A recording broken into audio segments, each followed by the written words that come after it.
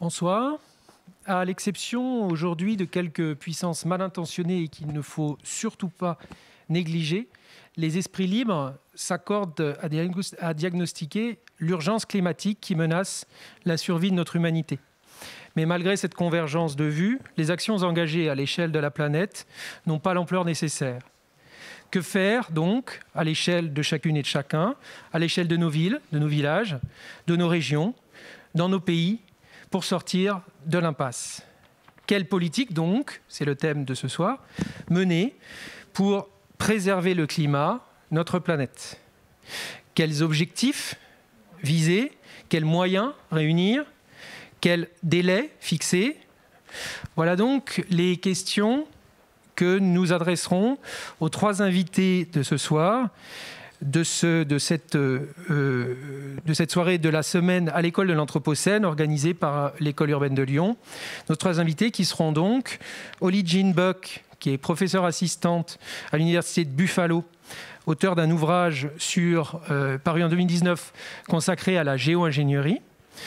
Yasmine Bouaga, qui est aujourd'hui maire du 1er arrondissement de la ville de Lyon et conseiller communautaire de la métropole de Lyon. Et Marc Alizard, qui est un penseur hétérodoxe, auteur de nombreux essais, dont le dernier paraît ces derniers jours aux Presses universitaires de France et qui s'intitule « Le coup d'État climatique ». Tous nos échanges seront traduits en simultané en langue anglaise, ce qui nous amènera peut-être à avoir un rythme d'expression pas trop précipité. Mais avant d'ouvrir ces débats avec nos trois invités, je vous propose que nous écoutions tout d'abord la restitution faite par nos collègues étudiants d'un groupe de travail qu'ils ont animé cette semaine dans le cadre de cette semaine à l'école de l'Anthropocène sur le thème « Urgence écologique et temps de l'action ». Donc Irène et Damien, merci à tous les deux de venir se livrer à cet exercice sans doute un peu compliqué quand on n'a pas l'habitude des médias radio ou télé. Et donc Irène et Damien suivent le master de philosophie appliquée, éthique, écologie et développement durable de l'Université de Lyon 3. Et je vous cède tout de suite la parole pour nous faire ce retour. Oui, bien sûr, merci beaucoup. Alors nous avons mené avec Damien un atelier qui s'intitulait « Urgence écologique et temps de l'action ». Et justement, dans cet atelier, il nous semblait important de questionner non pas seulement l'action climatique, qui est bien sûr aujourd'hui on ne peut plus nécessaire, et on s'accordera tous là-dessus ici, je pense, mais du coup ce temps de l'action.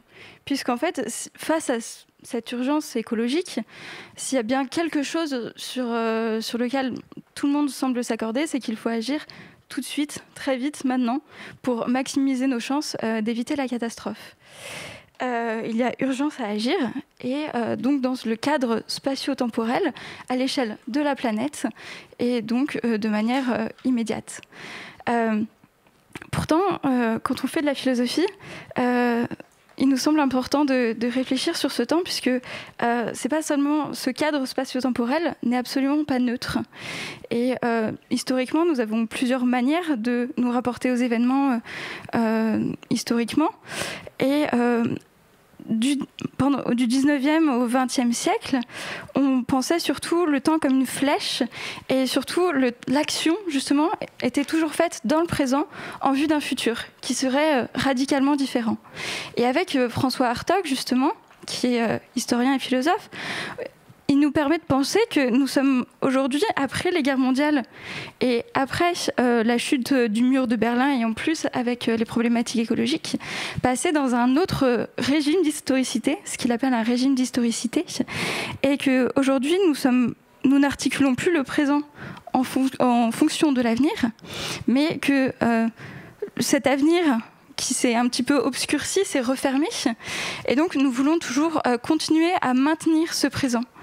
Et cela influence la façon de penser l'action, puisque du coup, penser l'action, à ce compte-là, ce serait toujours trouver des moyens techniques, des solutions pratiques pour continuer d'exister aujourd'hui, comme nous le faisons depuis une vingtaine d'années. Et donc c'est ce cadre que nous voulions remettre en question, parce que justement, l'Anthropocène, c'est le nom d'une période historique déjà.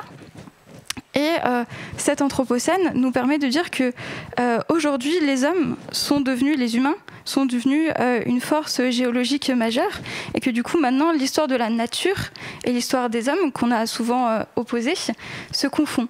Et cela nous oblige à penser non plus une échelle temporelle unique peut-être, mais une échelle plus variée, et à faire attention aux temporalités. Puisque aujourd'hui, la question de l'Anthropocène, c'est une question de temporalité, puisque c'est penser des manières de vivre et de faire pour que ce qu'on utilise comme des ressources, la nature, on puisse respecter ces temporalités aussi. Merci Irène pour cette très belle introduction. Effectivement, je pense qu'on aura l'occasion tout à l'heure avec les 3 invités que je présentais rapidement de revenir sur cette question du temps de l'action qui est évidemment capitale, avec des temps, je poursuis votre réflexion, avec des temps qui sont multiples selon les déclinaisons que vous venez d'évoquer, mais aussi selon les acteurs qui portent ces thématiques que vous évoquez. Damien ? Merci du coup pour cette présentation. Alors pour animer cet atelier participatif, nous avons réalisé une dizaine de podcasts à partir d'entretiens réalisés avec différents chercheurs de différentes disciplines. Je vais vous les présenter rapidement avec le titre de chaque podcast que nous avons réalisé. Le premier, que vous voyez en haut à gauche, a été réalisé avec Dominique Bourg sur les blocages politiques et psychologiques que peuvent, ou en tout cas que peut entraîner cette situation d'urgence écologique dans laquelle nous nous trouvons actuellement.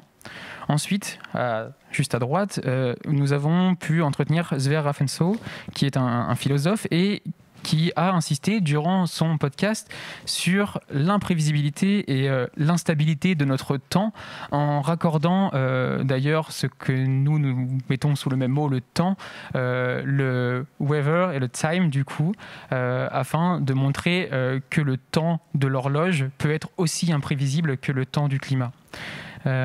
Ensuite, nous avons eu des échanges assez longs avec une philosophe qui va bientôt publier un ouvrage qui s'appelle Bernadette Binceau de Vincent, qui est philosophe des sciences et qui nous a permis de réaliser 3 podcasts grâce à son entretien. Le premier sur la métaphore de la flèche du temps qu'a expliqué juste avant moi Irène. Le second sur qu'est-ce que le catastrophisme, afin de comprendre qu'est-ce qu'était cette fin des temps ou cette pensée qui est amenée à une fin des temps. Et le troisième, que je vais vous expliquer un peu plus à la fin, sur la reconception du temps. Ensuite, nous avons réalisé un entretien d'un point de vue plus géographique avec Michel Lusseau, qui dresse une analyse à la fois des spatialités et des temporalités de l'urbain anthropocène, notamment à partir d'une analyse des hyperlieux. Après cela, nous avons une approche plutôt, disons, politique, avec Théophile Pénigaud, qui est un philosophe politique traitant notamment de la démocratie et qui a mis en perspective le système démocratique face à cette urgence écologique, puisque le long terme s'impose dans la démocratie et que l'urgence climatique et les mouvements irréversibles peuvent poser problème. Après cela, comme vous voyez en bas à gauche, nous avons eu une approche plutôt juridique avec Isabelle Michalet qui a souhaité faire une approche plutôt sur le droit des générations futures afin de replacer cette conception sur le long terme qui est notamment assez phare de la définition du développement durable. Et enfin, une approche plutôt par la climatologie avec Valérie Masson-Delmotte, climatologue au GIEC, en liant à la fois l'anthropocène, le temps et la climatologie. Et pour terminer, j'aimerais appuyer mes propos grâce à un peu plus de contenu sur ces podcasts, notamment avec 2 podcasts, à la fois celui de Bernadette Binceau de Vincent sur reconcevoir le temps, et à la fois sur celui d'un sociologue, Benjamin Pradel, sur l'étude du temps dans la sociologie urbaine et la fabrique de la ville.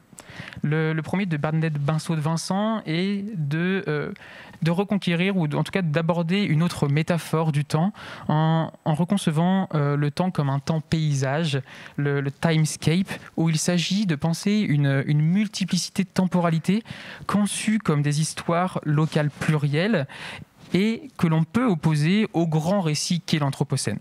Cette nouvelle compréhension du temps nous permettrait de ne plus comprendre l'action simplement comme une projection dans le futur, mais bien comme un geste nécessairement ancré dans le présent qui vise à développer des possibilités dans le maintenant, dans le présent. Benjamin Pradel, quant à lui, revient sur une question du temps grâce à une analyse plutôt sociologique, en usant de la rythme-analyse qui a été utilisée notamment par Henri Lefebvre dans les années 60 et 70. Et il utilise cet appareillage théorique pour comprendre nos sociétés. Et grâce à son propos, il évoque 4 apports du temps. Le premier serait que le temps, en le prenant dans son long terme, permettrait de démystifier le caractère figé de nos espaces urbains qui seraient prétendument immuables, intangibles. Le deuxième serait de penser des contretemps, des temporalités différentes des temps dominants de nos sociétés actuelles, afin de vivre avec la nature notamment, ou avec une autre forme de vie exactement. Le troisième serait d'insister à saisir les cyclicités dans la fabrique de l'urbain, notamment en évoquant les formes d'urbanisme circulaire. Et le quatrième serait que le temps dévoile, lui, des nouvelles formes d'inégalité temporelle et qui complètent à la fois le regard que l'on porte sur les inégalités sociales actuellement. Pour finir, il invite à repenser l'importance paradoxale, qui paraît en tout cas paradoxale du long terme dans cette situation d'urgence, en intégrant à la fois des moments de réflexion, d'évaluation, mais aussi d'éducation à repenser dans l'agir maintenant. J'espère que cette présentation elle introduit assez bien ce qui va se passer juste après. Je vous remercie. Merci beaucoup Damien et Irène. J'évoquais mardi, lors de la deuxième journée de cette semaine, l'esprit de la critique philosophique que faisait souffler cette école urbaine de Lyon sur nos territoires. Et en vous entendant, je me disais que vous étiez bien inscrit dans cette perspective d'ouvrir très grand les fenêtres de la réflexion et de nous inviter à élargir nos cadres de réflexion, parfois un peu immédiats, pour reprendre votre thématique du temps. Et donc voilà, d'avoir à l'esprit toutes les possibilités que l'héritage du champ de la philosophie nous offre dans notre réflexion. Irène, vous vouliez ajouter quelque chose ? Non, c'était pour abonder dans votre sens et dire que c'était exactement le but de notre atelier, puisque c'était pas tant de proposer des solutions que de justement proposer des pistes de réflexion et du coup de faire de la philosophie vraiment en acte, c'est-à-dire concevoir des problématiques qui après nous mèneront vers des résultats mais qui pourront être divers, puisque justement ça n'a plus trop de sens de proposer des solutions clés en main, puisqu'aujourd'hui c'est difficile d'avoir une solution clé en main, mais au contraire que le changement plus global doit se faire par une ressaisie générale à l'aune de toute la recherche scientifique, justement, dont on fait état avec nos podcasts. Merci beaucoup et félicitations de ces mots tout à fait enthousiasmants. Et je suis effectivement certain, comme vous le suggériez, que les débats que nous aurons avec nos invités vont faire des échos et se nourrir d'une manière ou d'une autre de vos invitations. Merci encore. Bien si la restitution que vous aviez prévu de nous faire est terminée, je vais vous demander avec la plus grande des délicatesses possible de céder la place à vos aînés, en vous remerciant encore et en vous souhaitant tout le meilleur pour la suite. On évoquait aussi mardi que les universités sont aujourd'hui fermées, donc je renouvelle nos pensées insistantes en vos directions pour que le plus rapidement possible vous puissiez retrouver la dynamique de vos formations qui prépare votre avenir. Vous venez de nous montrer qu'on a besoin de vous pour l'avenir. Au plaisir. Merci beaucoup. Et du coup, je crois que c'est le moment de demander à Yasmine et Marc de nous rejoindre. Marc, plutôt de ce côté gauche de la scène que nous avions envisagé. Et Yasmine à mes côtés, si vous le voulez bien. Merci. Donc, voilà, je pense que la discussion que nous allons avoir maintenant a été ouverte très largement par la jeune génération. Je ne sais pas, je proposais de commencer nos échanges avec un premier échange avec notre collègue Oli Jean-Buck, qui normalement, on m'avait prévenu que je l'aurais sur ma droite, donc ça y est, je vois Oli. Donc, est-ce que vous nous entendez, Oli Jean ? Oui ? Yes, I can. Hello. Oui, bien sûr que je vous entends. Bonsoir. Alors, Merci beaucoup de m'avoir invité. merci à vous. Et j'aimerais commencer Alors, avec ce petit Cher graphique. Oli, si vous me permettez, je veux juste dire 3 mots d'introduction avant de vous céder la parole. Est-ce que c'est bon pour vous? Ok. Of course. Alors, Oui, bien sûr. chers collègues, merci encore de votre participation. Permettez-moi de vous dire que votre nom sonne pour nous, de ce côté-là de l'Atlantique, comme celui d'une héroïne de western. Et donc, vous êtes, à l'inverse, une professeure d'université à l'université de Buffalo. Et vous travaillez à l'analyse des politiques dites de géo-ingénierie.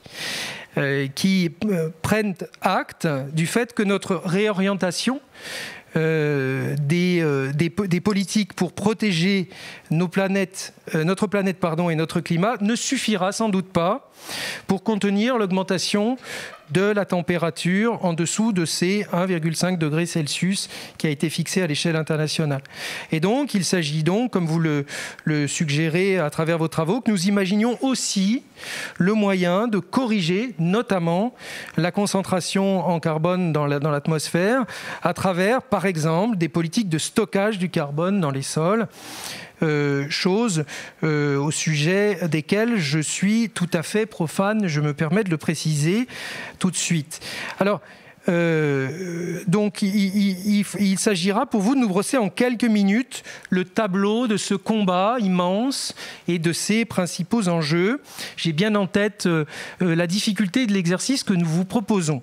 Alors, juste en préambule, cher Ologine, si vous m'y autorisez, en écho à ce que je vous disais à l'instant, ce que je vous avouais à l'instant, et pour alimenter l'imaginaire de nos auditrices et de nos auditeurs, j'aurais souhaité que vous nous disiez vous-même qui vous êtes et de quel endroit de la planète vous venez pour partager aujourd'hui vos analyses. Voilà, et donc du coup, j'aurais volontiers demandé à nos interprètes de différer de quelques secondes seulement leur traduction pour qu'on entende bien le son de cet endroit de la planète duquel vous vous adressez à nous ce soir. Sure. Thanks so much. Yeah, I'm coming to you today from a rural area in western New York State. So about 7 hours. Bien, merci beaucoup. Eh bien, en fait, je suis toute proche du Canada, à peu près à 7 heures de New York. À l'instant, vous défendez certaines politiques de géo-ingénierie, par exemple comme la reforestation, mais certaines autres à vous lire et à vous entendre dans les commentaires que vous donnez de vos travaux et qui sont disponibles sur Internet. Certaines autres ne ressemblent-elles pas à des actions désespérées, avec des bilans carbone relativement difficiles, voire négatifs. Et donc, n'y a-t-il pas de multiples sources de se tromper de ce côté des politiques que vous regardez de près?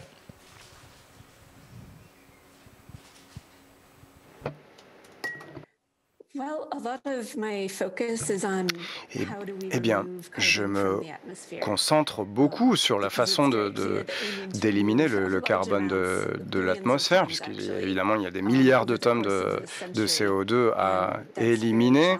C'est ce que l'on a produit au cours de ce siècle. Évidemment, c'est un défi pour nous. Puisque les actions naturelles, comme le fait de planter des forêts, nous demanderaient d'avoir énormément d'espace à disposition. Et ensuite, ce carbone devrait être stocké dans des puits. Et pour l'instant, nous ne sommes pas prêts technologiquement à faire ça. Merci beaucoup. J'allais m'adresser à vous en anglais. Et du coup, je vous laisse présenter cet ouvrage que vous apprêtiez à présenter lorsque je vous ai interrompu tout à l'heure.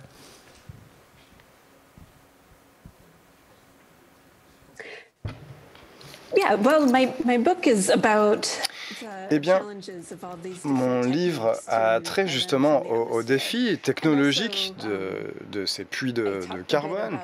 Et je parle aussi de la radiation solaire et de sa gestion, et de la façon dont ça peut être utilisé comme mesure d'urgence si nous n'arrivons pas à réduire justement les émissions d'autres façons.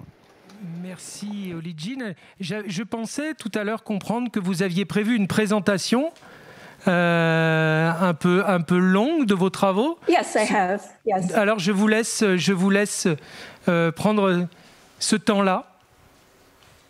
Yeah, and I will shorten it just a couple of minutes. Je peux la raccourcir, hein, si vous voulez, ça peut être quelques minutes, simplement pour vous donner des outils pour comprendre la situation à laquelle nous faisons face.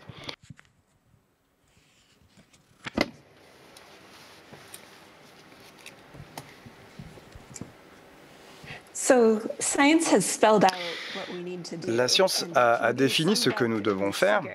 Et elle peut être résumée sur cette figure que nous voyons qui illustre ce qu'il faudrait faire pour limiter le réchauffement à 2 degrés. Ce que l'on peut remarquer tout d'abord, c'est que la courbe des émissions commence à décroître rapidement à partir de maintenant. Vous remarquerez également que d'ici la fin du siècle, le monde atteindra ce point de zéro et deviendra négatif. Il reste encore quelques émissions, mais elles sont compensées par l'élimination du carbone. Et d'ici la fin du siècle, le monde aura éliminé une énorme quantité de carbone de l'atmosphère.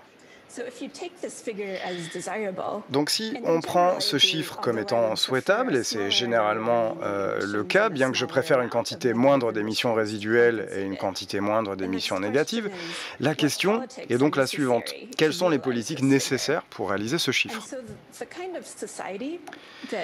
Et dans le type de société qui pourrait exécuter ce genre de plan a la capacité de planifier les choses et la capacité technologique de savoir où se trouve le carbone et où il va. Évidemment, on a énormément d'outils de contrôle pour pouvoir faire ceci, mais malheureusement, dans nos sociétés corrompues, les gens ne sont toujours pas honnêtes sur les réelles quantités qui sont émises.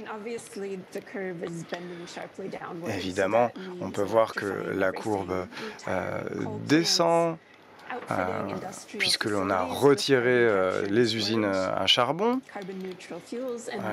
et ensuite nous avons des carburants neutres en émissions de carbone.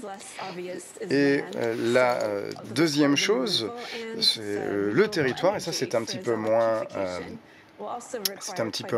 évident, et tout ceci nécessite de la terre. Et il y a aussi le CO2, le dioxyde de carbone ne représente que 65% de nos émissions. Donc il faut réformer l'agriculture, réduire nos émissions en termes d'agriculture et les gaz à effet de serre qui émanent de tous les fertilisants qui sont utilisés. Et donc le changement en production de l'agriculture et la transformation des zones rurales est aussi importante. Et on peut avoir une idée du genre de politique dont nous avons besoin. Et on peut voir que les infrastructures éoliennes et solaires ont un impact, et c'est très contesté en tout cas aux États-Unis. Et de toute façon, elles ne sont pas à l'échelle de ce dont nous avons besoin. Et j'aimerais aussi parler d'un troisième point en termes d'interprétation de ce graphique. On peut penser qu'on a besoin de restreindre et de limiter la consommation de façon très drastique. Mais d'un point de vue du consommateur, je ne pense que ça ne fonctionnera pas si l'on limite trop les gens. Et on le sait, nous l'avons déjà vécu dans le passé. Et nous savons que cela peut déclencher beaucoup de colère, notamment pendant la pandémie et avec l'émergence de toutes ces limites qui nous ont été fixées. Tout simplement ne pas pouvoir aller dans un bon restaurant, ne pas pouvoir être libre de nos choix et de nos mouvements. Et je pense que tout ce genre de restrictions, en ce qui concerne le climat, pourrait déclencher de la colère, voire même de la violence. Et nous avons ce genre de commentateurs qui redoutent déjà un confinement climatique en ce qui concerne, et qui sont déjà en train de s'entraîner ou de s'échauffer, si l'on peut dire, à un futur confinement climatique. Et certaines personnes disent déjà qu'on sait à quel point l'urgence est pressante à cause justement du confinement. Bon, voilà. Ce genre de rhétorique est plutôt à bannir parce que les temporalités sont plutôt des temporalités à très long terme pour le reste de notre vie. Et là, on en revient encore à la politique. Et je suis assez optimiste en ce qui concerne l'engagement et l'investissement des personnes vivant dans les zones rurales. Parce que, vous savez, on a assez bien documenté le fait que les gens seraient prêts à nous soutenir. Ici, on a une enquête qui nous provient des États-Unis. Et évidemment, le livre de Marc parle aussi de cela aux États-Unis. Mais les gens sont assez positifs en ce qui concerne certains éléments sur les politiques climatiques et énergétiques. La majorité de la population soutiennent ces mesures en ce qui concerne la réduction de CO2 et des énergies renouvelables.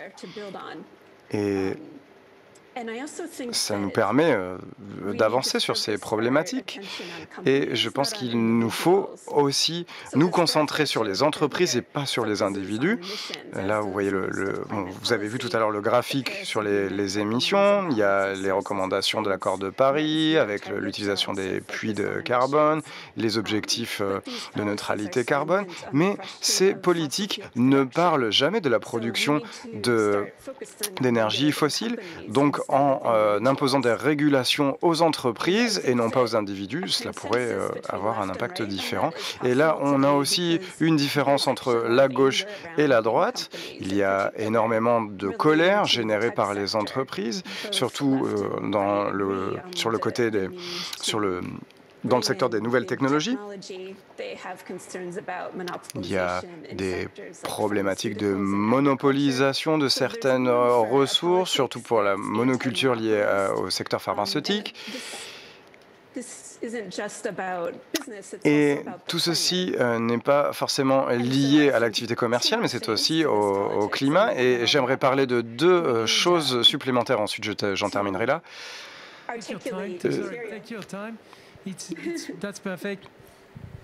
Prenez votre temps, c'est parfait.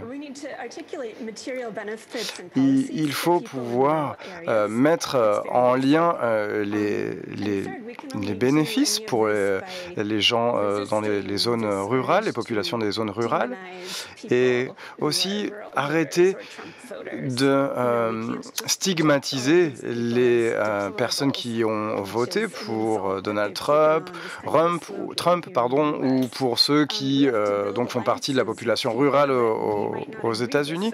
On peut ne pas être d'accord sur leur point de vue politique, mais en tout cas, il faut engager le dialogue et la situation nous amène à le faire. Et j'aimerais terminer sur une note un petit peu plus positive, une note d'espoir.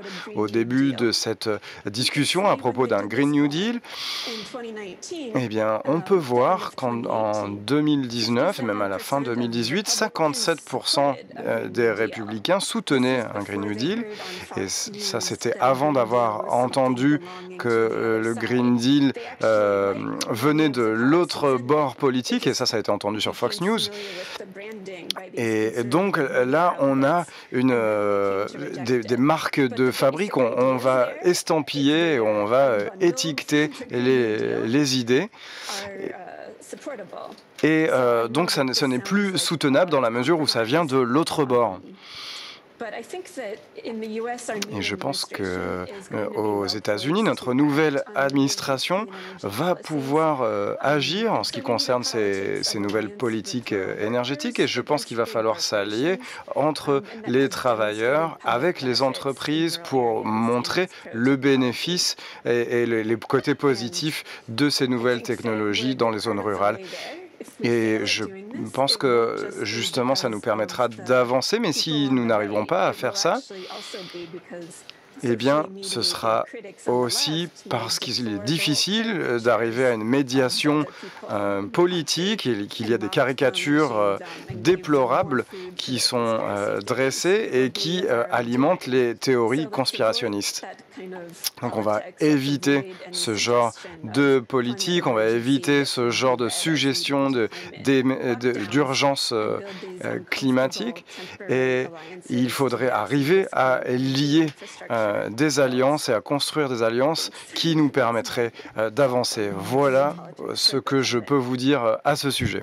Merci beaucoup, Oli Jean, et merci d'avoir tenu le temps qui vous était imparti pour lancer la discussion. Je retiens une forme d'optimisme dans la capacité à construire un consensus et des solutions les plus larges possibles, rassemblant la plus grande partie de la population.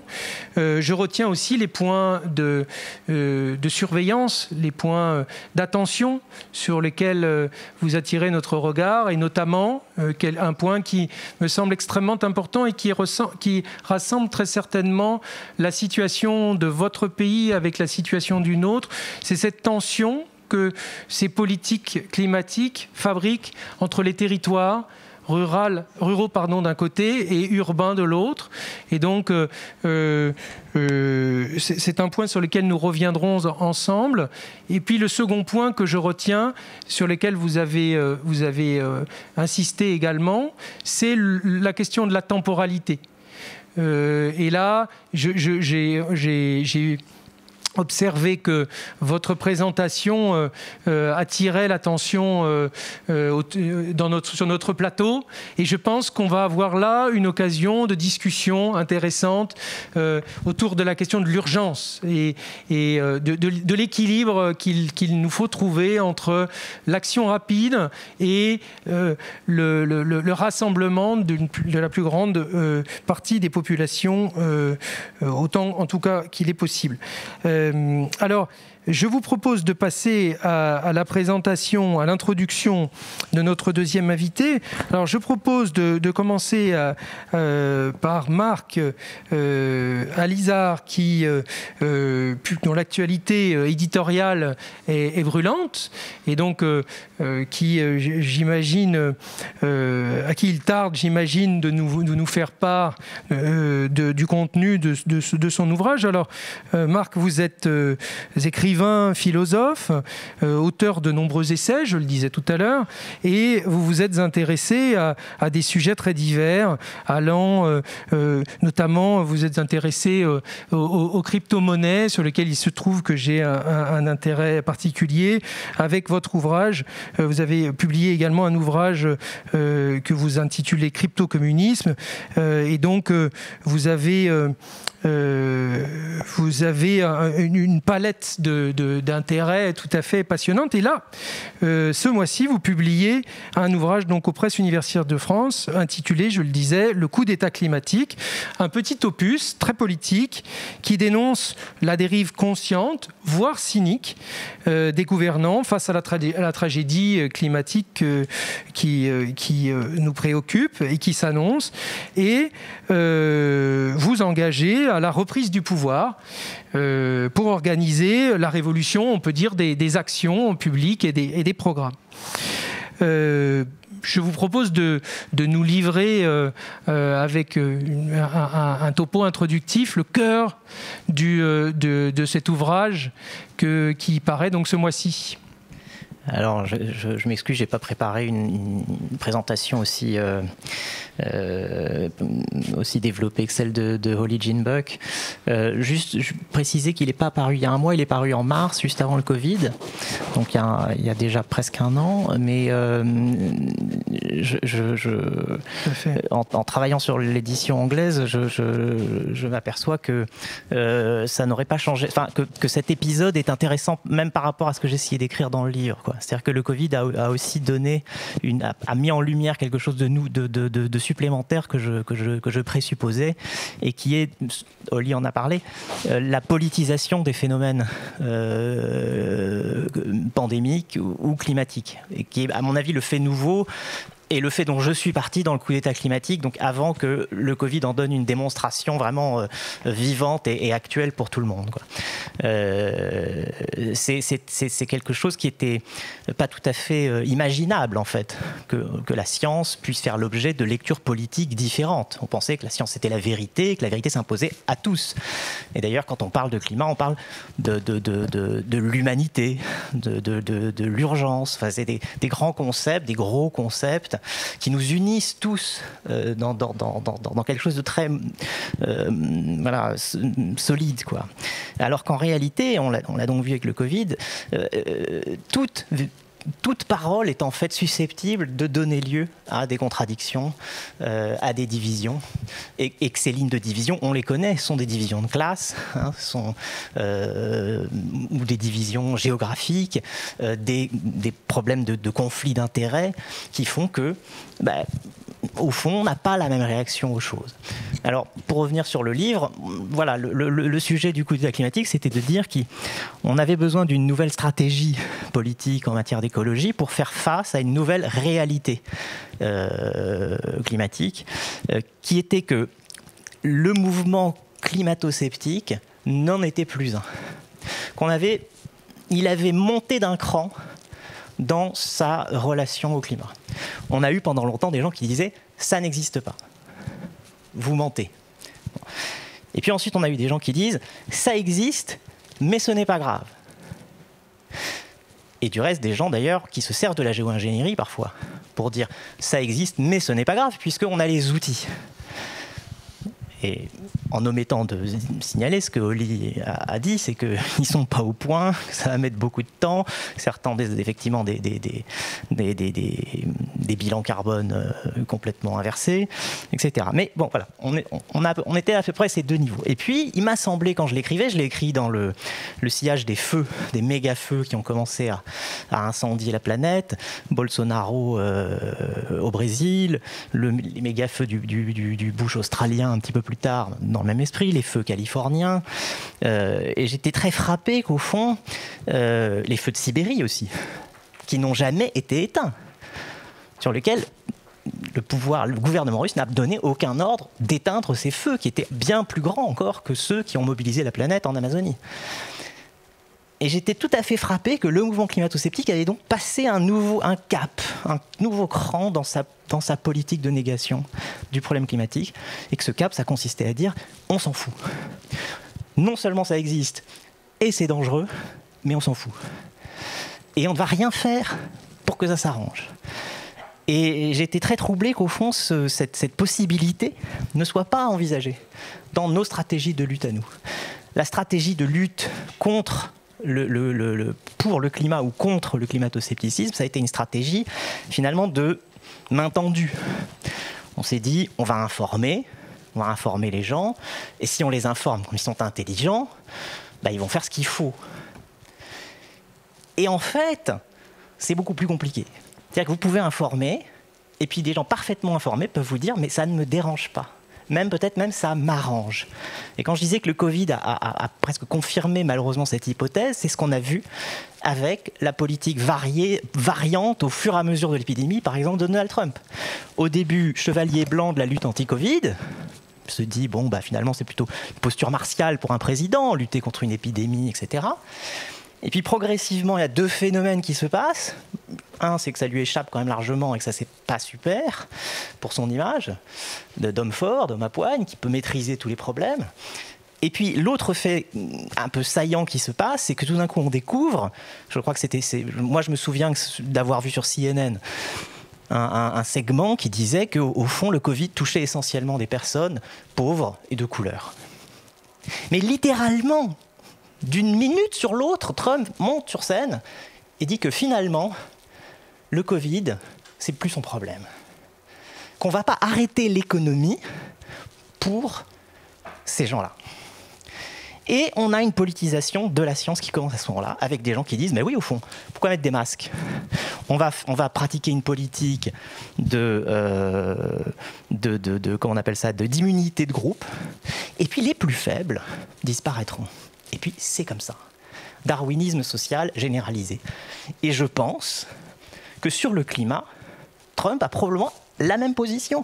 Trump n'est pas un climato-sceptique dans le sens où il pense que ça ne va pas arriver. Il a payé des murs autour de ses propriétés et ses golfs qui sont menacés par la montée des eaux. Il a des assurances pour lutter contre les problèmes climatiques. Mais par ailleurs, comme il l'a écrit dans un tweet, quand il a écrit aux New-Yorkais, il a dit « Je ne construirai pas de murs autour de New York pour lutter contre la montée des eaux. Préparez vos seaux et vos serpillères. » Parce que New York, c'est quoi ? Les élites côtières. Les élites côtières n'avaient pas voté pour lui. Et donc, en parlant à son électorat des centres américains, il disait, mais au fond, le réchauffement climatique ne vous concerne pas. C'est un problème pour nos ennemis, et c'est un problème qui va détruire nos ennemis. Nos ennemis, les élites côtières, mais aussi les pays qui ne nous intéressent pas, les shithole countries, dont il n'a absolument rien à faire. Et donc, je me suis dit, voilà, ça c'était le point de départ, c'était de dire, il faut qu'on arrive à comprendre, dans une logique aussi que Naomi Klein pourrait appeler le capitalisme du désastre, mais qu'on pourrait appeler une politique du désastre, hein, que nous ne sommes pas tous à égalité et tous dans le même état d'esprit par rapport à la question climatique. Et à partir de là, et ça c'est la deuxième partie du livre, hein, c'est 2 conférences, hein, la deuxième conférence c'était mais comment est-ce que on peut lutter finalement contre ça si la lutte qu'on avait jusqu'à présent articulée, qui était une lutte par l'information et la bonne volonté généralisée ou le consensus ou la création de consensus ne fonctionne plus, ne peut plus fonctionner parce qu'on est face à des gens qui, en toute connaissance de cause, ont quand même décidé qu'on allait continuer. Parfait, donc je vais vous laisser du coup développer cette deuxième partie de votre ouvrage, mais donc pour juste souligner le trait que vous venez de développer tout à fait explicitement, et citer le titre du chapitre 3 de votre ouvrage, carbofascisme, vous employez là un mot très fort pour signaler, pour souligner cette montée en puissance, cette politisation de plus en plus violente de l'opposition à la lutte contre la dérive climatique. Et donc je vous laisse du coup prolonger votre propos et nous dire du coup comment dans la deuxième partie de cet ouvrage vous suggérez des pistes pour répondre à ce nouvel enjeu, cette nouvelle politisation violente à laquelle nous faisons face. Carbofascisme, c'est un mot de Jean-Baptiste Fressoz, qui avait écrit un article dans Libération qui s'appelait Duterte, Bolsonaro, Trump, la naissance d'un nouveau carbofascisme, la naissance d'un carbofascisme. Et le carbofascisme, ça définit le fait que des régimes illibéraux, comme on dit de manière un petit peu parfois timorée, par euphémisme, peuvent trouver un intérêt dans une situation de catastrophe. Un exemple qu'on peut donner, typiquement, c'est qu'en Afrique du Sud, il y a des régions qui n'ont plus d'eau une fois dans l'année, on appelle ça le point zéro, et que ce qu'on voit à ces endroits-là, c'est pas la création de communautés autogérées, de gens de bonne volonté, c'est des camions de l'armée qui arrivent avec jerrycans. Donc en fait, chaque désastre climatique est une faille par laquelle on peut entrer de l'autoritarisme. Et c'est quelque chose qui n'a pas échappé à un certain nombre de régimes qui aimeraient bien finalement continuer sur une voie qui est déjà la leur et qui est encore aux prises avec une conscience citoyenne, etc., mais qui, face à des migrants climatiques par centaines de milliers ou par millions, évidemment, créerait des états d'urgence et des lois martiales absolument dans tous les pays et créerait donc une situation littérale de fascisme. Et donc, la deuxième partie du livre part vraiment, pour le coup, du fait qu'on doit s'inspirer de la lutte antifasciste, du coup, pour réussir à ça. Alors, il y a une partie sur Trotsky et sur la manière dont il, lui, voit la montée du fascisme dans les années 30 et propose un certain nombre de positions. Et puis, un truc plus proche de nous, qui me paraît être ce qu'on peut apprendre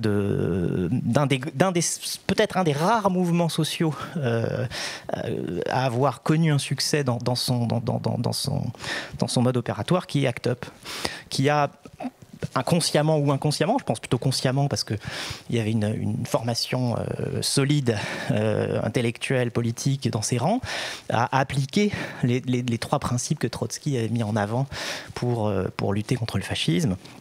La création d'un front commun, qu'il appelle un front commun, qui est l'inverse de ce qu'on a du consensus, de ce qu'on nous on est en train de construire. Hein. Un front commun, c'est une cristallisation d'un ennemi. Il y a un ami, il y a un ennemi. Si tu n'es pas mon ami, c'est pas seulement que tu es indifférent à ma cause. Tu es mon ennemi, tu veux me tuer. Voilà. Donc il faut une cristallisation.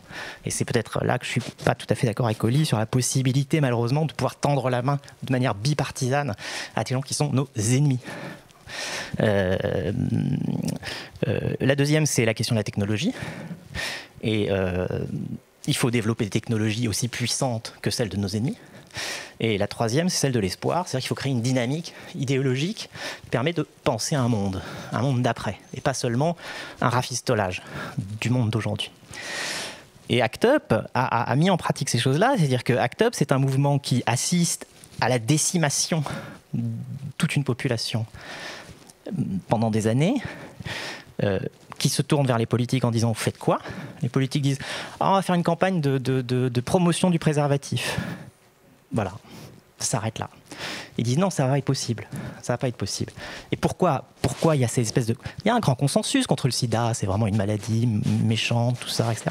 Mais en fait, les gens savent très bien qu'elle touche les homosexuels, qu'elle touche les prisonniers, qu'elle touche les toxicos, qu'elle touche les haïtiens, et que d'une certaine manière, c'est pas leur affaire. Et ACT UP va dire, bon, non. Alors on va arrêter d'euphémiser la situation en disant que ça touche tout le monde et qu'il faut se protéger. Non, ça touche les homosexuels. Regardez-nous, nous mourrons. Et donc si vous ne nous aidez pas, vous nous tuez. Et c'est les poches de sang sur les hommes politiques, c'est tout ce mouvement qui a fait que tout d'un coup les hommes politiques se sont réveillés en se disant on veut bien être traité d'incompétents, mais on ne veut pas être traité de meurtrier. Et ça a changé la donne, les laboratoires se sont bougés, l'argent a afflué, il y a eu une politique de santé publique, et d'une certaine manière, si on n'a pas trouvé un vaccin contre le sida, il y a eu une politique qui s'est mise en place. La deuxième, c'est la question de la technologie, on le voit. C'est-à-dire qu'il y a un appui sur les laboratoires, il y a un appui sur la science. Les militants d'ACT UP n'ont pas dit « arrêtez de baiser ». Ils n'ont pas dit c'est l'abstinence qui va nous sauver du sida. Ils ont dit c'est d'abord le préservatif. On pourrait comparer à la pardon. Non, c'était juste que en termes de voilà. Je suis désolé parce que moi je m'emporte alors. Et je vois bien et c'est tout à fait pour notre plaisir parce qu'évidemment l'affect que vous installez dans la discussion l'anime. Et du coup, mon rôle est de suggérer que nous prenions le temps de l'expression, de vos passions. Et de toute façon, je conclus, parce que j'ai plus que ces 2 points. Donc, la question de la technologie, c'est on doit faire une alliance avec la science. Hein, on doit faire une alliance. C'est celle que Oli propose. Enfin, je veux souligner le courage de Lee Jin-bok et la passion que j'ai eue à lire son livre. Très, très peu d'intellectuels de son bord politique qui osent prendre à bras-le-corps la question et dire qu'on ne va pas pouvoir faire l'impasse sur la géo-ingénierie. Et donc il faut qu'on réfléchisse maintenant. Il faut qu'on réfléchisse maintenant pour ne pas se retrouver demain dans une situation de courir derrière les événements. Hein, il faut qu'on ait une démarche démocratique, de débat, de délibération démocratique sur ce qu'on est capable d'entendre, de vouloir, etc. D'ailleurs, je souligne une parenthèse. Le livre de Lee se lit aussi comme un roman. Il y a des chapitres où elle montre comment on pourrait vivre dans une situation, dans un climat à 2 degrés, à 3 degrés, qui sont extraordinaires. Et il se trouve qu'un roman de Kim Robinson qui s'appelle The Ministry for the Future est paru il y a quelques jours et qui reprend, alors d'une manière très troublante, Lee Jin-bok a dû le lire, et qui nous fait vivre dans une société où on meurt de chaud. Et où le ministère du futur, donc the Ministry for the Future, est une instance de délibération démocratique à Genève, dépendante de l'ONU, qui est chargée de rassembler les nations autour de techniques qui permettraient, avec toutes les limites et toutes les difficultés que ce ministère du futur rencontre. Mais c'est passionnant, je ferme la parenthèse.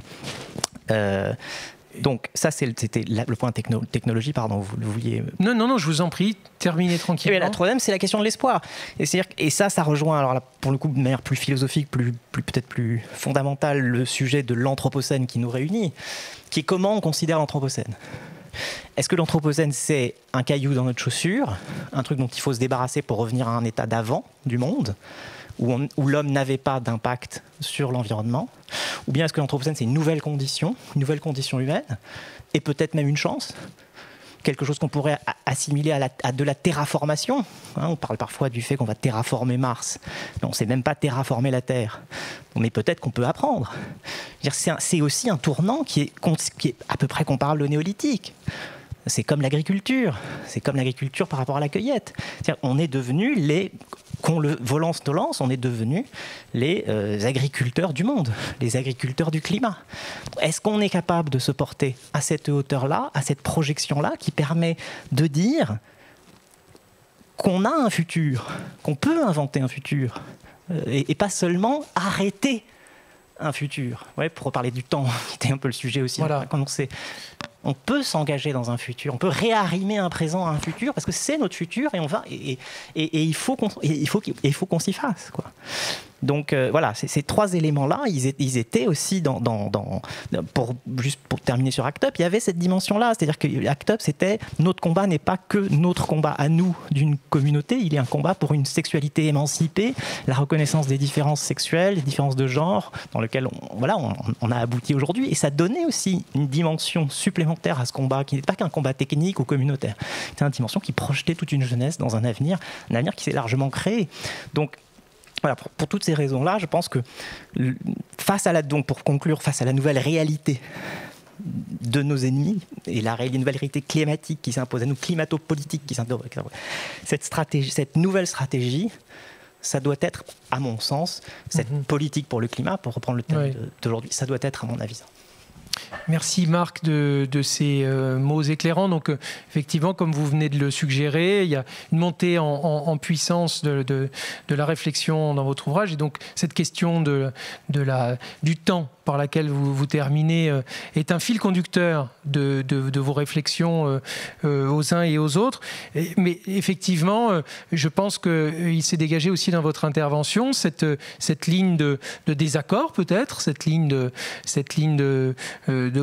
discussion qui peut s'installer entre votre point de vue et celui d'Origine, Puck, qui sur la question de la mise en politique de l'action qu'il nous faut aujourd'hui imaginer. Et là, on voit bien qu'entre une confiance et la recherche d'un consensus le plus large possible et un sentiment d'urgence et la recherche de lignes de clivage pour assumer les oppositions, les divergences d'intérêts, on voit bien que là, il y a deux options sur lesquelles il nous faudra revenir. Et alors, du coup, évidemment, ce focus sur l'action politique nous amène directement à la discussion avec notre troisième invité, Yasmine Bouaga, qui donc a vu sa vie professionnelle bouleversée il y a de cela quelques mois, puisqu'elle Yasmine, vous avez été élue, doublement élue en juillet dernier, élue à la mairie de Lyon, où vous avez été en plus élue maire du 1er arrondissement de Lyon, et puis élue aussi à la métropole de Lyon, qui est une énorme collectivité locale. J'en dis juste deux mots pour notre amie américaine. C'est que cette métropole est une création juridique très nouvelle, unique en France, qui permet aux territoires des communes de l'agglomération de se regrouper dans une seule collectivité locale, donc avec un suffrage universel direct, et une collectivité locale qui, de par sa taille, dispose de moyens d'action absolument colossaux. Le budget de la métropole de Lyon, ce sont 4 milliards d'euros, ce qui, pour avoir une idée des budgets des grosses collectivités locales françaises, est supérieur, un budget qui est donc supérieur au budget de la région Rhône-Alpes et qui approche, qui tutoie le budget de la région Île-de-France, quand même, la région parisienne, donc, qui, si les chiffres que j'ai récupérés avant de venir sont corrects, doit tourner aux alentours de 5 milliards d'euros. Et donc, vous êtes donc au cœur et j'ai oublié de dire, vous avez réussi, vous avez obtenu ce bon résultat en étant en plus, en défendant les couleurs de l'écologie dans cette élection. Donc évidemment, ça vous place doublement au cœur de notre discussion ce soir. Un premier titre comme détentrice des leviers de l'action, dont nous sommes en train de parler, et puis un second titre comme engagé dans cette lutte pour la réorientation de nos sociétés, de nos économies en direction de la lutte contre ce changement climatique qui nous préoccupe ce soir. Yasmine, je vous laisse nous dire, dans le temps que nous avons imparti à chacun, comment vous voyez ce combat immense qui est le vôtre.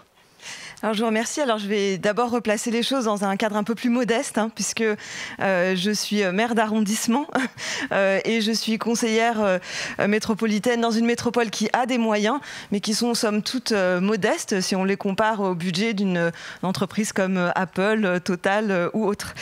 Je vais donner un petit peu ma vision de cette question quelle politique pour le climat, en commençant par dire que la crise écologique sur laquelle nous sommes mobilisés, elle a 3 dimensions. Il y a celle du dérèglement du climat, mais il y a aussi celle de l'épuisement des ressources et celle de l'effondrement de la biodiversité. Les 3 remettent en question les équilibres de notre environnement, avec des effets différenciés sur nos conditions d'existence comme humains et comme société humaine. Le politique doit donc affronter ces 3 dimensions, c'est sans doute avec plus d'humilité et plus de lucidité que ce qu'on a fait jusqu'ici. Alors, comment l'affronter dans un cadre démocratique ? C'est vraiment la question complexe que vous m'aviez soumise pour préparer cette table ronde. Et par bien des aspects, la démocratie, elle peut être un obstacle quand on veut prendre des mesures impopulaires qui vont remettre en question un certain confort. On pense bien sûr à l'impopularité de la taxe Nutella qui avait été un temps envisagée, mais aussi l'impopularité de la taxe carbone sur laquelle je vais revenir tout de suite. Donc se pose la question de l'acceptabilité des mesures. Par exemple, si on veut réduire drastiquement le bilan carbone pour s'approcher d'une trajectoire de neutralité, il faut qu'on n'émette pas davantage en une année que ce que les puits de carbone naturels peuvent absorber. Les puits de carbone naturels, ce sont les océans, les forêts. Et pour limiter ces émissions et respecter les engagements internationaux comme l'accord de Paris, il faudrait réduire la consommation de viande, réduire les voyages en avion, donc les vacances au bout du monde par exemple, réduire la consommation de produits électroniques, le dernier iPhone 5, etc. Et ça remet en question les modèles du désirable. Ça renvoie à de la privation, à ce qu'on a dénoncé comme de l'écologie punitive, ce qui brime les gens. Et donc forcément, ça renvoie aussi à l'idée d'une certaine verticalité du pouvoir.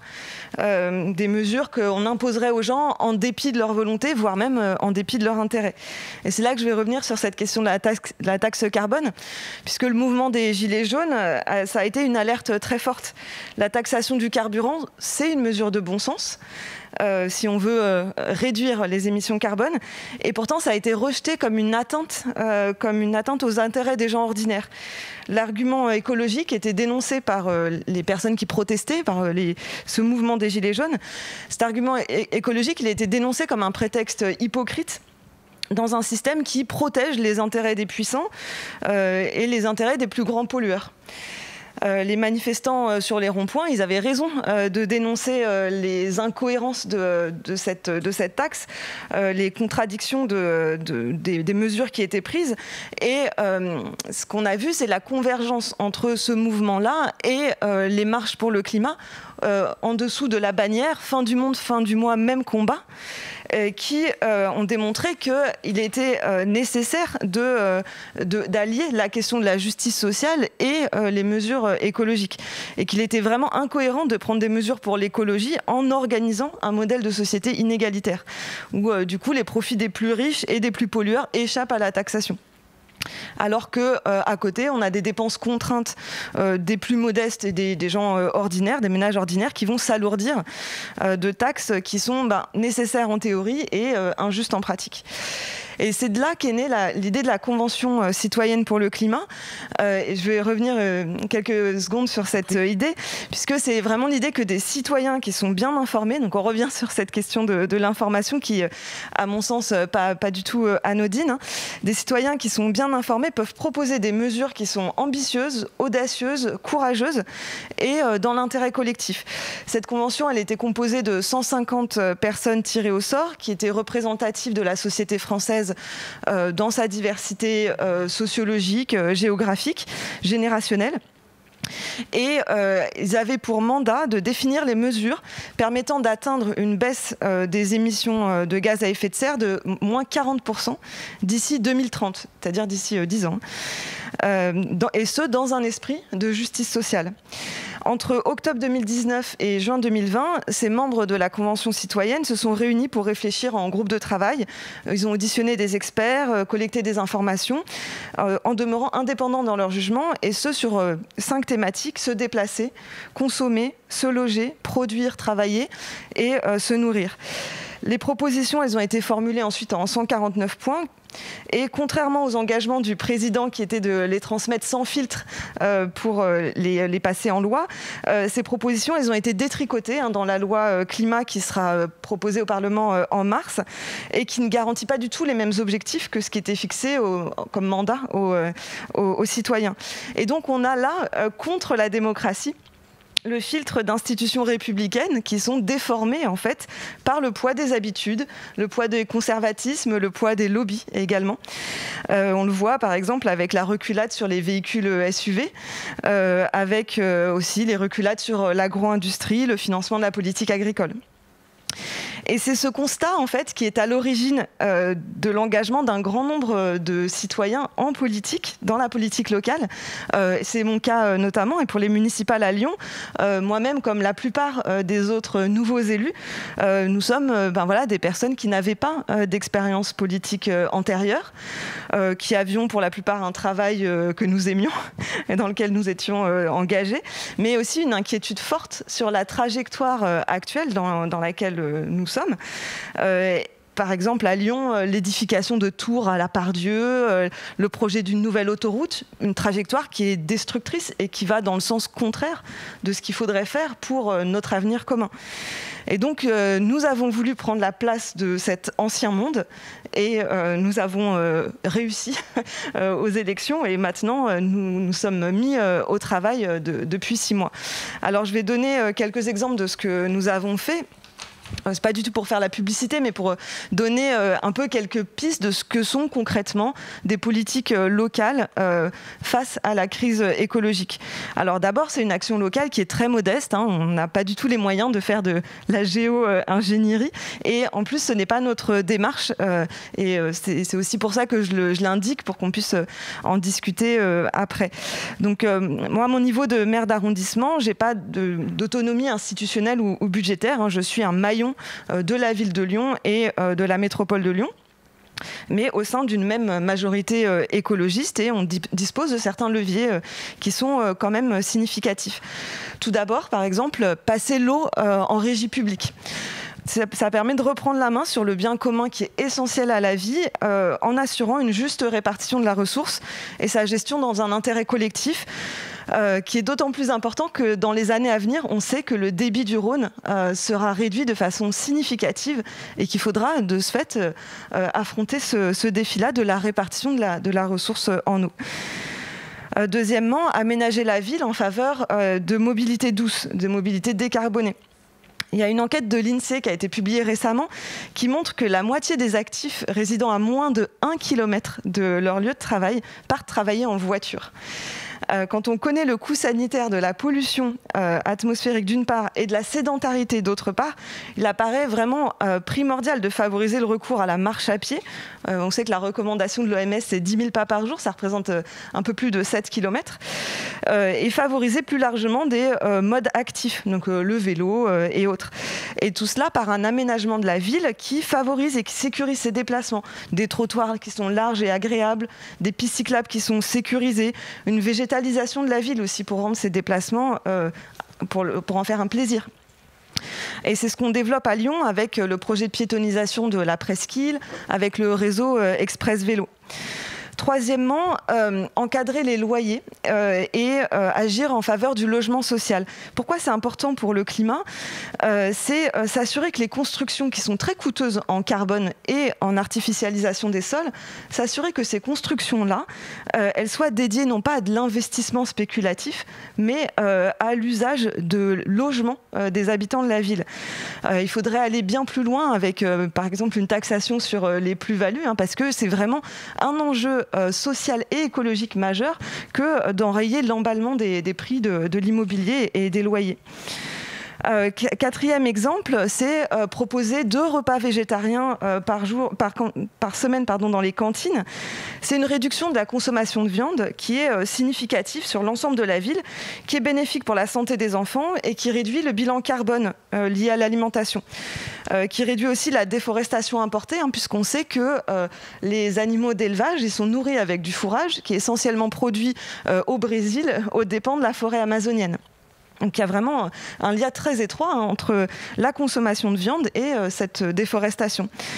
Et plus largement, par cet exemple des cantines, ce qu'on voit, c'est que la commande publique, c'est un levier puissant pour encourager l'économie locale, pour soutenir une économie vertueuse, responsable sur le plan social et environnemental.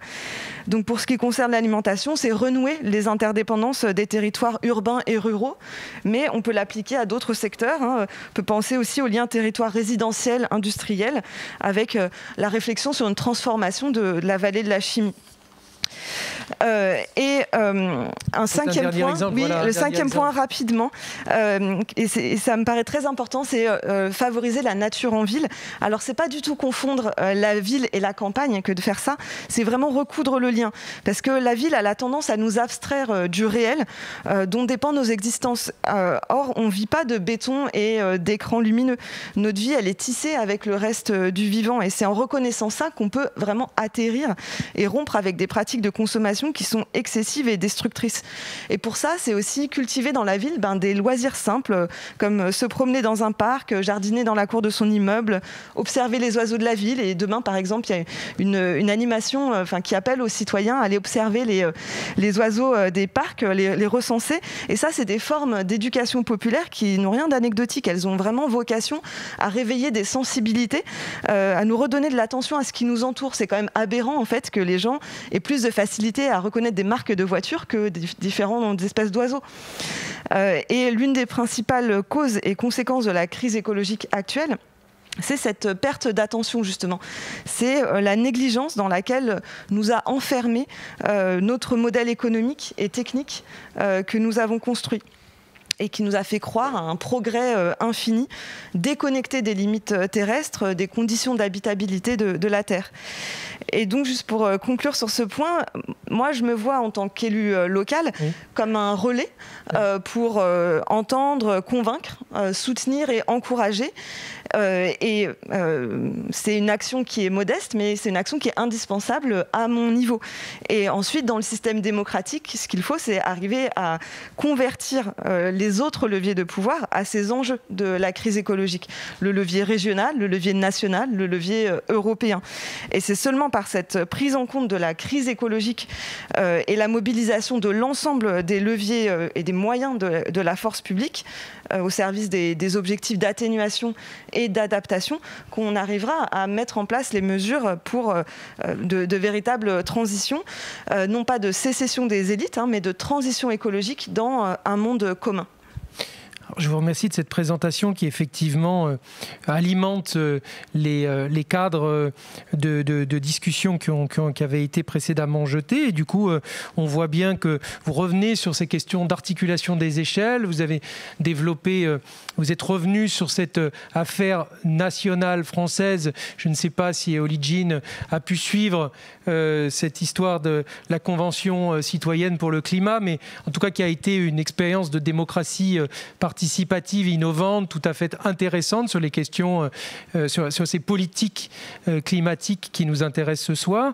Et donc, j'ai bien compris, j'ai bien retenu également votre suggestion, votre réponse élégante qui consiste à dire attention, 4 milliards pour la métropole, et c'est un gros chiffre, mais au regard des puissances économiques du secteur privé, ça reste une capacité d'action d'une certaine manière modeste. Et donc, je reçois tout à fait vos précautions oratoires pour vous livrer dans l'arène du débat, mais néanmoins, je veux, tout en ayant ces précautions à l'esprit, je veux quand même bien entendre votre avis d'élu sur le débat qui s'est instauré entre nos deux penseurs de la planète qui, tout en ayant des points en commun, ont quand même montré une ligne de divergence assez fondamentale. Alors, je veux bien votre réaction, votre sensibilité, votre intuition sur cette question. Y a-t-il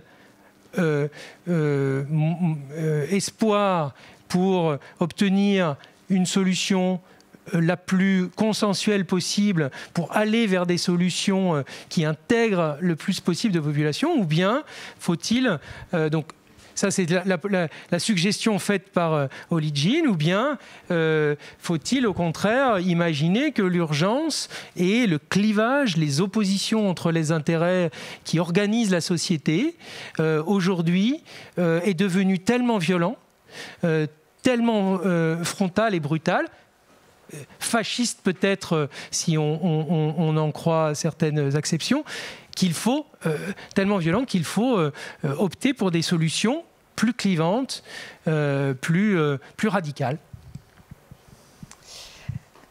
Alors c'est une question difficile. Je pense qu'on ne procède pas de la même manière lorsqu'on est en campagne et lorsqu'on est en responsabilité. Lorsqu'on est en responsabilité, on gouverne pour l'ensemble des citoyens, y compris ceux qui n'ont pas voté pour vous. Mais on gouverne aussi en fonction d'un programme politique qu'on a annoncé et on a le devoir aussi de le mettre en place. Et ces mesures qu'on met en place ne sont pas nécessairement consensuelles. Donc elles n'ont pas vocation à créer des divisions dans la société. On agit dans l'intérêt collectif, mais l'intérêt collectif, ce n'est pas le consensus. Et donc sur la question, je comprends que la question soit délicate, hein, mais donc sur la question aujourd'hui. La suggestion de Marc qui nous démontre, qui nous suggère que les opposants à la réorientation des politiques sont aujourd'hui devenus tellement violents qu'il nous faut aujourd'hui prendre de nouvelles dispositions d'action. C'est quelque chose auquel vous êtes sensible, ou ça vous semble un peu exagéré ? Je dirais pas que c'est exagéré, mais là, par exemple, au niveau de la métropole de Lyon, on ne se situe pas dans le même contexte conflictuel que face à Trump aux États-Unis ou à Bolsonaro au Brésil. Mais les mesures qui peuvent susciter du mécontentement, par exemple sur l'instauration de la zone à faible émission sur la métropole de Lyon, donc qui limite l'accès à la métropole pour les véhicules polluants, forcément, ça crée des mécontentements, mais il ne s'agit pas du tout d'aller, et là je reprends ce que disait Oligine Buck, il ne s'agit pas du tout d'aller stigmatiser les personnes qui ont des véhicules polluants, il s'agit plutôt d'aller les accompagner vers un changement de véhicule ou surtout un changement de mobilité, de développer des transports en commun, de développer des alternatives. Donc on n'a pas du tout vocation à instaurer une situation de guerre ou de conflit, c'est bien le contraire. C'est montrer qu'on va dans le sens d'un monde commun qui est dans l'intérêt de tout le monde. Holly Jean Buck, du coup, donc là, on vient d'entendre le point de vue d'un acteur, d'une actrice de terrain, et donc qui, cela a été dit, doit gérer des demandes contradictoires. Mais du coup, pour reprendre la conversation qu'a instaurée Marc sur un point de vue plus géopolitique mondial, qui est celui que vous nourrissez à travers vos travaux de manière tout à fait brillante. Est-ce que sur cette question-là, vous avez une discussion ou des objections à faire aux argumentations de Marc qui nous a proposées tout à l'heure? Je ne veux pas faire que des objections. Je me rends compte que Marc est également préoccupé par des choses qui, moi, me préoccupent. Donc, l'ennemi, c'est le capital qui s'approprie des valeurs du travail. Donc, l'ennemi, ce sont ces grandes multinationales, Exxon, Amazon, et je crois qu'il est très intéressant d'utiliser ces plateformes pour nous diviser les uns les autres et pour faire de l'homme de la rue l'ennemi commun, ce qui fait que ça empêche les gens de s'organiser pour lutter contre les forces dominantes. Lorsque je parle de consensus, je parle de consensus entre les habitants des zones rurales. Je suis une sociologue de la ruralité, je parle beaucoup aux habitants de ces endroits. Et donc l'idée, c'est de trouver des causes communes contre cet ennemi. C'est ça auquel je pense quand je parle de consensus. La thèse que nous a présenté Marc tout à l'heure d'un durcissement des climato-sceptiques et d'un durcissement de leur stratégie, avec une opposition d'une certaine manière toujours plus violente. On a évoqué ce terme du collègue historien français Jean-Baptiste Fressoz qui parle de carbofascisme. C'est une analyse, une perspective d'analyse à laquelle vous êtes sensible, ou bien vous avez quand même plutôt l'intuition qu'on durcit là, on caricature là une évolution et qui du coup obère les possibilités de construire ce consensus que vous appelez de vos voeux?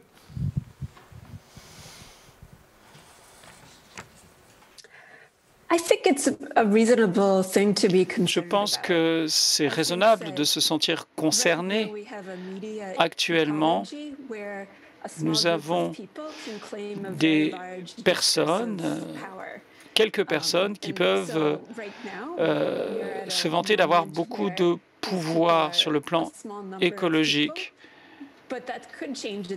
C'est un groupe réduit, mais les choses peuvent changer à l'avenir. Donc il faut en être conscient, il faut s'en méfier et essayer d'éviter que le pouvoir n'appartienne qu'à peu de personnes. Regardez, j'imagine, l'actualité nord-américaine que Holly Jean évoquait tout à l'heure, avec les premiers pas de l'administration Biden. Vous avez j'imagine, un avis sur la perspective qui se dessine et toute la Croix-Rouge qu'a installée Holly Jean tout à l'heure dans son exposé. Vous la partagez ? J'aimerais bien, et malheureusement, elle a aussi montré un graphique absolument terrifiant, qui était celui où on voyait que les républicains étaient pour le Green New Deal avant d'apprendre que c'était une mesure démocrate. Et que tout d'un coup, le taux d'acceptation dégringolait de plus de 56% à moins de 32%. Je pense que on a vu le Parti républicain vaciller après la prise du Congrès, après l'attaque contre le Capitole.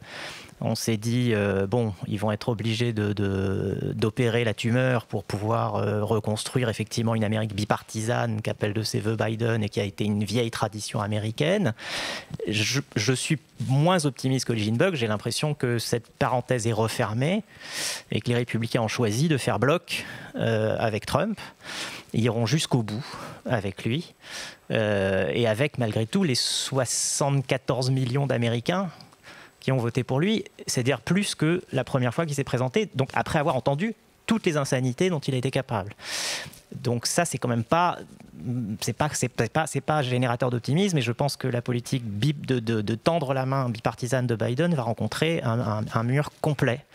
Et je ne pense qu'il ne peut se sortir, pour le climat en tout cas, de cette fermeture qu'en déclarant une urgence climatique, c'est-à-dire en s'autorisant ce que peuvent faire les présidents quand il y a un état d'urgence, des executive orders, comme on a vu plusieurs présidents avant lui s'en servir pour faire la guerre. Si c'est assez bien pour faire la guerre, c'est peut-être assez bien pour faire la guerre contre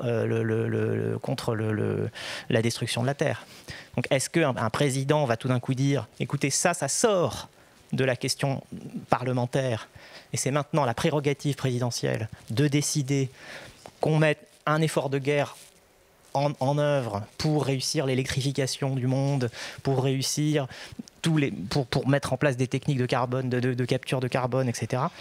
On va voir. Je sais, bon, on va peut-être être surpris. Il a en tout cas pour lui une pratique du pouvoir. C'est l'homme le plus expérimenté à arriver à la Maison-Blanche, en fait, depuis toujours. C'est-à-dire qu'il n'y a jamais eu quelqu'un qui a déjà eu l'expérience du pouvoir à ce poste. Et donc là, pour le coup, j'aurais tendance à être optimiste sur sa capacité à inventer des solutions pour aller au-delà de cette chose-là. Mais j'aimerais juste dire une chose, c'est que je suis tout à fait d'accord avec Oli Ginbok sur le fait qu'il faut créer, et avec vous, sur le fait qu'il faut créer une alliance avec les territoires ruraux, et qu'on n'en est pas encore là, hein, qu'il y a beaucoup de travail à faire, mais que c'est la clé électorale déjà, d'une montée en puissance des écologistes qui ne prennent pas que des villes, mais des pays. La question, c'est est-ce qu'on peut faire une alliance avec les suprémacistes blancs, par exemple, qui sont dans une démarche complètement apocalyptique, hein, d'accompagnement de cette destruction de la planète pour finalement se retrouver chez eux. Est-ce qu'on peut faire une alliance avec des gens qui sont tombés à cause de la crise économique, à cause des 30 ans de crise économique, dans le nihilisme? Oli Ginbok avait montré un sondage. Moi, j'en ai lu un autre qui m'a glacé le sang. À la question est-ce que vous pensez que la seule manière de sortir de la situation actuelle est de détruire absolument toutes les institutions, burn them to the ground en anglais, raser complètement l'existant, 64% des Américains ont dit il faut tout raser. C'est-à-dire que là, vous êtes dans un truc où finalement, sauver la planète ne veut rien dire. Au contraire, c'est-à-dire qu'il y a des gens on est arrivé à un tel degré, pour certaines personnes, de désespoir, de perte complète de confiance, soit dans les élites, soit dans les gouvernements, soit même dans l'idée d'un futur, qu'au fond, qu'il n'y ait plus rien est presque préférable. Comment on tend la main ? C'est une vraie question. Moi, je pense que la réponse de la question de l'espoir est vraiment fondamentale à cet endroit-là. C'est-à-dire qu'on ne le fait en disant à ces gens qu'il y a quelque chose pour eux derrière. Pas moins, mais plus. Et ça, c'est compliqué pour les écologistes de dire pas moins, mais plus. Parce que bien qu'ils s'en défendent d'être des castrateurs, qu'ils soient dans la décroissance, etc., on n'entend pas beaucoup ce qu'il y aura de plus, en fait. Alors, je demanderai dans un instant à Oli Ginbok du coup de nous dire en quelques mots comment elle voit ce regard français sur ce qui se passe aujourd'hui aux États-Unis. Mais Yasmine Bouaga voulait rajouter quelques mots. Et puis, je veux qu'on garde... On est à 10 minutes de la fin de nos échanges et je veux absolument qu'on garde quelques minutes pour parler de cette question, cette fracture territoriale qui a été évoquée à plusieurs reprises et sur laquelle il faut qu'on ait un échange. Yasmine.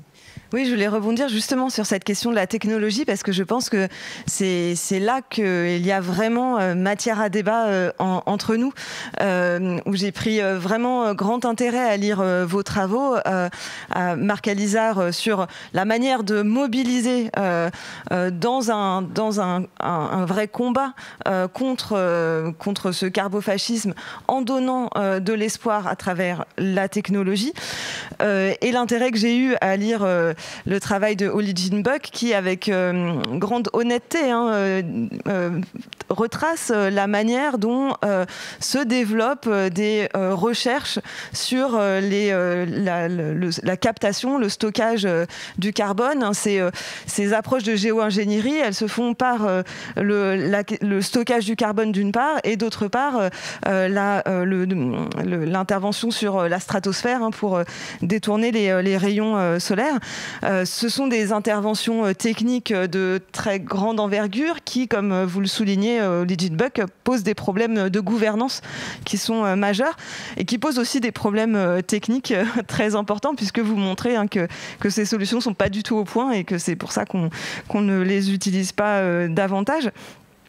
Pour ma part, de ce fait, ma position politique est plutôt d'aller vers un travail sur la réduction des émissions.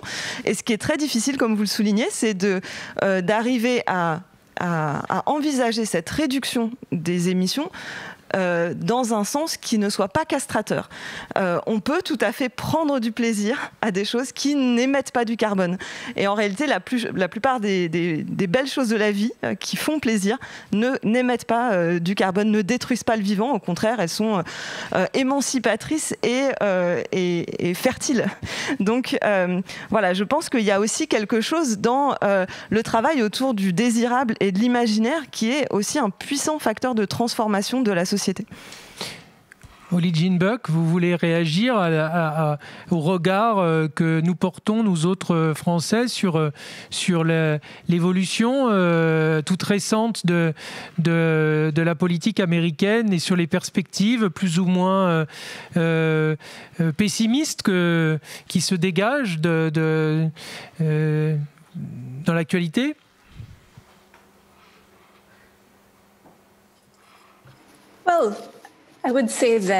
Eh bien, moi je dirais que je ne suis pas sûr de l'ordonnance Executive Order.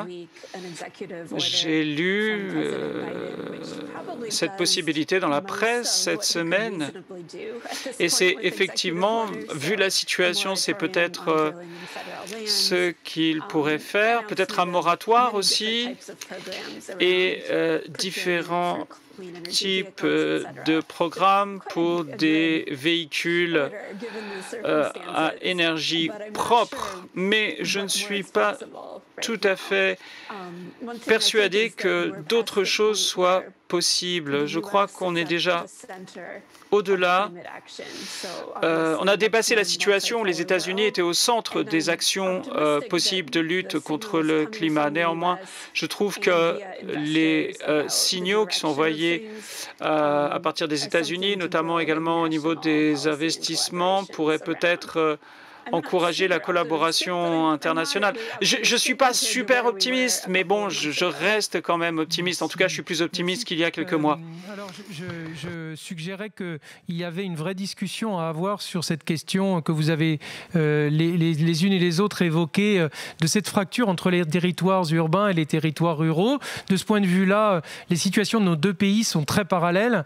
Nous avons vu circuler à l'occasion de vos élections des cartes avec notamment la reproduction des résultats par comté. Et on s'aperçoit qu'à part quelques grands centres urbains démocrates, la quasi-totalité du territoire états-unien était colorée de rouge lorsqu'on regarde les résultats. Et donc, à l'occasion des élections locales françaises de juillet dernier, on a vu se dégager des phénomènes largement similaires avec des grandes métropoles très mobilisées sur un vote écologistes qu'on pourrait dire progressistes, je ne sais pas s'il faut dire démocrates, et puis des territoires périurbains ou ruraux, surtout frappés par des taux d'abstention colossaux, et avec, disons, peut-être une réminiscence de ce mouvement des Gilets jaunes. Je ne sais pas, Oli Jean, si vous avez eu l'occasion de regarder ce qui s'est produit en France autour de ces Gilets jaunes l'année dernière. Oui, et donc, voilà, ce sont des choses qui ont fait directement écho à cette fracture urbain-ruraux que nous évoquons. Et du coup, j'aurais volontiers, alors peut-être à vous, vers vous, je me tourne, Yasmine, comment est-ce qu'on peut espérer, c'était ce que vous suggériez tout à l'heure déjà, hein, mais comment est-ce qu'on peut espérer mener des politiques ambitieuses dans les centres urbains tout en ne clivant pas davantage le pays qu'il ne l'est aujourd'hui. Je pense aux territoires ruraux ou périurbains. Je pense que déjà, on peut commencer par reconnaître les interdépendances et les cultiver. Le fait que la métropole de Lyon soit sur un territoire extrêmement fertile sur le plan agricole, mais que plus de 90% de cette production agricole est exportée en dehors de la métropole de Lyon pour être vendue un peu partout, et qu'à Lyon, finalement, on va consommer des produits qu'on importe d'Espagne ou de bien plus loin, c'est quelque chose qui est assez aberrant en fait, c'est une distorsion qui est quelque part un peu incompréhensible et qui participe à créer un clivage, une séparation. Alors que tisser des liens, alors ce que j'expliquais autour des cantines, hein, j'ai parlé de la réduction de la part de viande, mais aussi l'augmentation de la part de bio et de local, c'est pour à la fois encourager les agriculteurs du territoire et les encourager dans des pratiques agricoles qui sont vertueuses, puisqu'on va mettre l'argent de la commande publique dans ces pratiques-là, dans ces pratiques qui favorisent une durabilité de l'agriculture, un non-épuisement des ressources et une protection de la biodiversité des territoires. Donc tout ça, c'est pas du tout abstrait en fait avec les politiques concrètes du quotidien. On peut renouer ces liens qui se sont malheureusement distendus par un détournement de la métropole sur une attractivité tournée vers l'international et tournant le dos au territoire rural auquel elle est en réalité adossée. Merci. Oli Jean Buck, vous souhaitez peut-être dire quelques mots, il nous reste plus beaucoup de temps, mais dire quelques mots sur la capacité potentielle de cette science de géo-ingénierie pour essayer de limiter ces fractures entre les territoires urbains et ruraux qu'on voit se dessiner dans nos sociétés. Well, there's a lot that rural areas could. Je pense que les territoires ruraux peuvent aider à nous débarrasser du carbone. On pourrait concevoir des systèmes qui pourraient nous être bénéfiques. Par exemple, une des choses que l'on peut faire au niveau administratif, c'est que les exploitations rurales puissent stocker plus de carbone dans le sol. Mais il faut également penser à la capture et au stockage possible grâce à la géo-ingénierie dans les sols des puits de carbone. On voit l'intérêt des communautés à faire cela et cela sera beaucoup plus satisfaisant pour les communautés que d'avoir des dépôts, des projets de dépôts qui sont très polluants. Donc, il faut en tout cas penser à la manière dont on peut maximiser les bénéfices pour les communautés. Le mot de la conclusion, c'est aux révolutionnaires d'entre nous qu'il revient donc de conclure sur cette question. Est-ce que vous souhaitez du coup évoquer cette fracture entre les territoires urbains et ruraux et mis en perspective de votre grille d'analyse ? C'est une clé fondamentale, à la fois pour les je le disais tout à l'heure, une clé électorale, c'est-à-dire qu'il n'y a pas de victoire pour les écologistes possible, et de manière générale pour la gauche, je pense aujourd'hui, sans une main tendue et un nouveau, une nouvelle alliance, pour prendre un mot qui a eu des belles heures avec les territoires ruraux, c'est évident. Et je pense, en même temps, paradoxalement, que les écologistes sont peut-être dans une situation historique de pouvoir la faire. C'est-à-dire que s'il y a un parti qui peut aujourd'hui proposer un nouveau contrat social unissant effectivement les urbains et les ruraux, ce sont les écologistes. Il y a une conscience écologique en campagne. Moi, j'habite en campagne. Il y a une conscience écologique très forte, mais il y a aussi, comme le dit Oli Ginbuck, un sentiment aussi d'être à la dernière roue du carrosse, quoi, de ces choses-là. Et je pense que si les écologistes arrivent aujourd'hui à sortir des villes ou à se servir des villes pour tendre la main déjà dans ces communautés urbaines, et que dans 4 ans, on s'aperçoit que finalement, des communes périurbaines, rurales, commencent à virer aussi au vert, on peut avoir un effet domino absolument fascinant, absolument fantastique, qui donne beaucoup d'espoir. Oui, je pense. C'est vraiment la clé. Merci Marc. Donc les écologistes parviendront-ils à sortir des villes? C'est finalement la question que vous proposez de poser en conclusion de nos échanges.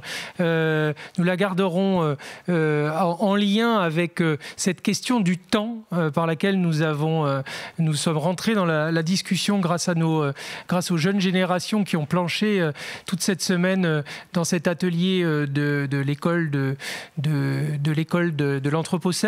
Donc je vous remercie tous les trois très, très chaleureusement de l'acceptation, enfin, de cet échange compliqué, parce que nos intérêts aux uns et aux autres, et à vous en particulier, étaient évidemment très, très, vos points de vue très divers. Je remercie grandement notre amie nord-américaine de s'être jointe à nous et d'avoir joué le jeu de ce duplex tout à fait agréable.